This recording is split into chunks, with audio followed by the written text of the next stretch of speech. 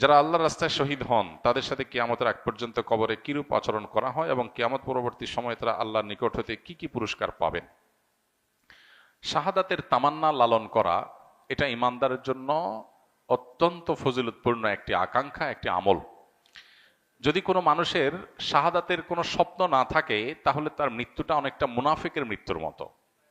কারণ একজন মানুষ মুখে বলবেন আমি জান্নাত বিশ্বাস করি, আখিরাত বিশ্বাস করি, আল্লাহর সামনে দাঁড়ানো বিশ্বাস করি, তাহলে সে জান্নাতে যাওয়ার জন্য মরিয়া থাকবে না, এটা তো হতে পারে না।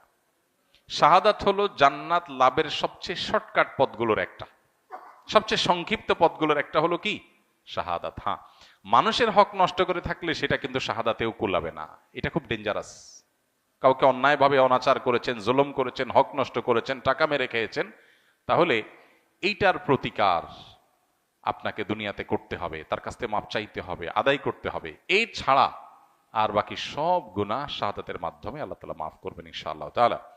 কোরআনে কারীম আল্লাহ বলেছেন ওয়ালা তাহসাবান্নাল্লাযীনা কুতিলু ফি সাবিলিল্লাহি আমওয়াতা বাল আহইয়াউন ইনদা রাব্বিহিম ইউরযাকুন। শাহাদাতের অন্যতম একটা মর্যাদা হলো শহীদদেরকে আল্লাহ তাআলা বিশেষ জীবন দিয়ে রাখেন। মানুষ মারা যাওয়ার পরে কবরে আমাদের কাছে সে মরা লাশ হতে পারে, কিন্তু তার অনুভব করবার মতো শক্তি আল্লাহ দিয়ে তাকে কবরে জান্নাতি হলে জান্নাতের নেয়ামত, জাহান্নামী হলে জাহান্নামের শাস্তি তাকে উপভোগ করান। এটি আহলে সুন্নাত জামাতের আকীদা, কোরআন হাদিসের আলোকে প্রমাণিত বিষয়। কিন্তু যারা শাহাদাত অর্জন করেন, শাহাদাত লাভ করেন, শহীদ হন, আল্লাহ তাআলা তাদেরকে একটা বিশেষ জীবন দেন যেটা অন্য সাধারণ মৃত মানুষরা পায় না। এই জন্য শহীদ বাহ্যিক দৃষ্টিকোণ থেকে, দুনিয়াবী দৃষ্টিকোণ থেকে মারা যায়, প্রকৃত অর্থে সে আসলে মারা যায় না, সে অমর থাকে। এটা হলো একটা ফজিলত। আর তারা আল্লাহর কাছ থেকে রিজিক প্রাপ্ত হয়, স্পেশাল রিজিক, যেটা অন্যরা পায় না। শহীদদের আরেকটা মর্যাদার বিষয় হলো কিয়ামতের ময়দানে শহীদরা যারা যে অবস্থা শহীদ হয়েছেন ওই অবস্থা তার শরীরে সে রক্ত নিয়ে, সে শাহাদাতের লেবাস নিয়ে সে অবস্থা সে উঠবে, সবাই দেখলে বুঝবে এই লোক মহান শহীদ, মর্যাদাবান আল্লাহর কাছে, এবং অন্যদের কাছে তার মর্যাদা ফুটে উঠবে, প্রমাণিত হবে। আল্লাহ কোরআনে কারিমে বলেছেন ইন্নাল্লাহা আশতারা মিনাল মুমিনিনা আনফুসাহুম ওয়া আমওয়ালাহুম বিআন্না লাহুমুল জান্নাহ। কেউ যদি তার জীবন সম্পদ সব আল্লাহর রাহে কোরবান করে দেয় তাহলে তার বিনিময় হলো শুধু জান্নাত, তার বিনিময় শুধু কি জান্নাত। শহীদের আরেকটা বড় মর্যাদার বিষয় হলো আল্লাহ তাআলা কোরআনে কারিমে আল্লাহর নেয়ামত প্রাপ্ত মানুষের যে তালিকা উল্লেখ করেছেন সেই তালিকার সবচেয়ে শীর্ষে হলেন নবী রাসূলগণ, আল্লাহর নবীগণ, রাসূলগণ।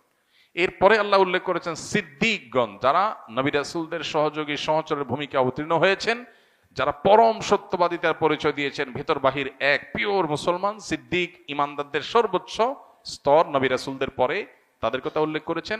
এরপরে আল্লাহ তাআলা শহীদদের কথা উল্লেখ করেছেন, রোজাদার, নামাজি, অন্যান্য রোজা সিয়াম পালনকারী, দান সাদেকা আদায়কারী, এদের সবারই মর্যাদা আছে, কিন্তু শহীদদের চেয়ে বেশি না। এই জন্য আল্লাহ তাআলা বলেছেন উলাইকা আল্লাযীনা আনআমাল্লাহু আলাইহিম মিনান নাবিয়্যিন ওয়াস সিদ্দিকিন ওয়াশ শুহাদা। এরপরে বলেছেন ওয়াস সালিহিন। আল্লাহ এখানে কয়েকটা ক্যাটাগরির কথা উল্লেখ করেছেন, চারটা ক্যাটাগরি। এক, নবী রাসূলগণ যাদেরকে আল্লাহ নেয়ামত দিয়েছেন, আল্লাহ নেয়ামত পেয়ে গেছে এবং পাবে নিশ্চিত, এক হলো নবী রাসূলগণ। দুই হলো সিদ্দিকগণ, আপার ক্লাসের ইমানদারগণ। তিন নম্বর হলো শহীদগণ। আর চার নম্বর হলো সাধারণ নেককাররা, নামাজি, রোজাদার, ভালো মানুষ, নেককার মানুষ, এরা পরে, তাদের আগে হলো শহীদদের মর্যাদা। তো এটা হলো শাহাদাতের আরেকটা ফজিলত এবং শহীদদের আরেকটা মর্যাদা। আর এর বাইরে হাদিসে এও আছে যে কোনো ব্যক্তি যখন শাহাদাত এটা তাকে আল্লাহ তাআলা দান করেন, তখন সে তার একজন সায়েম, একজন কায়েম, রোজাদার ব্যক্তি, একজন নামাজি ব্যক্তি যে সওয়াব পায়, শহীদকে আল্লাহ তাআলা অটোমেটিক সে সওয়াব দান করেন। এরকম শাহাদাতের আরো বহু মর্যাদা রয়েছে। আল্লাহ তাআলা আমাদের সবাইকে শাহাদাতের তামান্না, আকাঙ্ক্ষা, স্বপ্ন অন্তরে লালন করার তৌফিক দান করুন। আল্লাহর সন্তুষ্টির আশায় আমাদের সবসময় শাহাদাতের তামান্না যেমন লালন করতে হবে এবং শাহাদাতের জন্য সিরিয়াসলি প্রত্যাশী হতে হবে। আল্লাহ আমাদের সবাইকে সে তৌফিক দান করুন। কোন দল বা ব্যক্তি অপকর্মের গুনাহের ভাগ সেই দল বা ব্যক্তির সমর্থনকারী ব্যক্তির উপর বর্তাবে কিনা জানতে চাই। কোনো ব্যক্তি যদি কোনো দলের অন্ধ অনুকরণ করে, এমনকি দল যদি অন্যায় অনাচার করলেও সে সেটা সমর্থন দেয়, অথবা সে জানে কাউকে সমর্থন করলে সে দিন শেষে তার নিজের টিকে থাকার প্রয়োজনে তার ক্ষমতা রক্ষার প্রয়োজনে সে হয়তো খুন করবে, হয়তো অন্যায় করবে, হয়তো অনাচার করবে, এগুলো জেনে শুনেও যদি কে তাকে সমর্থন করে, অবশ্যই তার গুনাহের দায়ভার তাকেও বহন করতে হবে। কারণ নবী করিম সাল্লাল্লাহু আলাইহি সাল্লামের বহু হাদিস রয়েছে এই বিষয়ে। কোরআনে কারিমে আল্লাহ বলেছেন, ওয়ালা তাআওয়ানু আলাল ইসমি ওয়াল উদওয়ান, পাপ সীমা লঙ্ঘনের কাজে তুমি সাহায্যকারীর ভূমিকায় যেও না, সাহায্যকারী হইও না।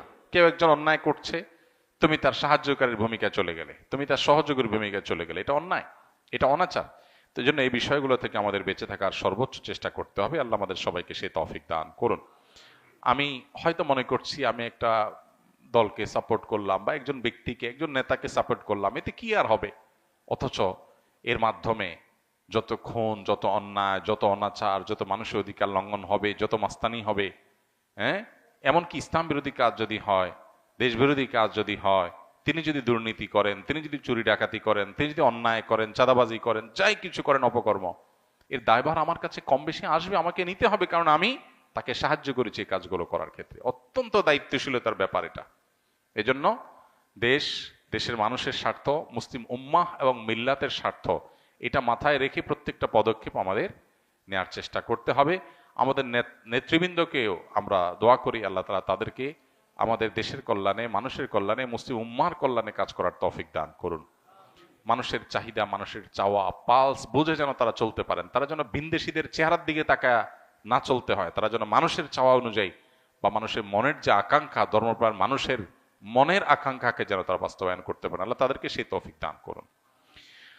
আমার বন্ধুর বাবা ঘুষের সাথে জড়িত, এই অবস্থায় বন্ধুর কাছ থেকে কোনো খাবার বা উপহার গ্রহণ করা কি যাবে? যেহেতু বর্তমানে আমার ছাত্র এবং নিজেদের অর্থ উপার্জনের সক্ষমতা নেই। আমরা ছাত্র এবং নিজেদের অর্থ উপার্জনের কোনো সক্ষমতা নেই। কারোর যদি উপার্জনের মধ্যে হালাল হারাম মিশ্র থাকে, তাহলে সেক্ষেত্রে এইরকম ব্যক্তির উপার্জন থেকে হাদিয়া তোফা দিলে সেটা গ্রহণ করা হারাম হয় না মৌলিকভাবে, কারণ হালালও আছে, হারামও আছে। আপনি যদি জানেন যে হারামটা থেকেই শুধু দিয়েছেন, ফিক্সড হারামটাই কামাই করে এনে দিয়েছেন, তাহলে সেটা আপনার জন্য খাওয়া জায়েজ না। কিন্তু যদি সেটা না হয়, তাহলে হালাল হারাম মিশ্র হয়ে গেলে, হালাল যেহেতু আছে অতএব নিশ্চিত হারাম না, এটা আপনি খেলে সেটিকে হারাম বলা যাবে না। তবে ইমানদার সন্দেহ শুবহাতের ঊর্ধ্বে ওঠার চেষ্টা করতে হবে। অতএব ইমানের দাবি হবে এটাকে স্যাক্রিফাইস করা, যে আমি এটা গ্রহণ করলাম না। ছাত্র মানুষ আমরা বেশিরভাগ নিড, যেগুলোকে নিড মনে করি, এগুলো আসলে নিড না, এগুলো চাইলেও আমরা এগুলো ছাড়া চলতে পারি। বেশিরভাগ প্রয়োজন এরকম। সাহাবা ইকরামের জিন্দেগি দেখেন, একটা বা দুইটা খেজুর খেয়েছেন, বাস একবেলা ডিনার বা লাঞ্চ হয়ে গেছে, জীবন কত ইজি ছিল। আমরা জীবনটা কেমন কঠিন বানায় ফেলছি। আজকের পৃথিবী, বস্তুবাদের দুনিয়া এমন ভাবে কঠিন বানিয়ে ফেলেছে, বাঁচতে হলে লাখ লাখ টাকা লাগবে, হাজার হাজার টাকা ছাড়া বাঁচতে পারবো না।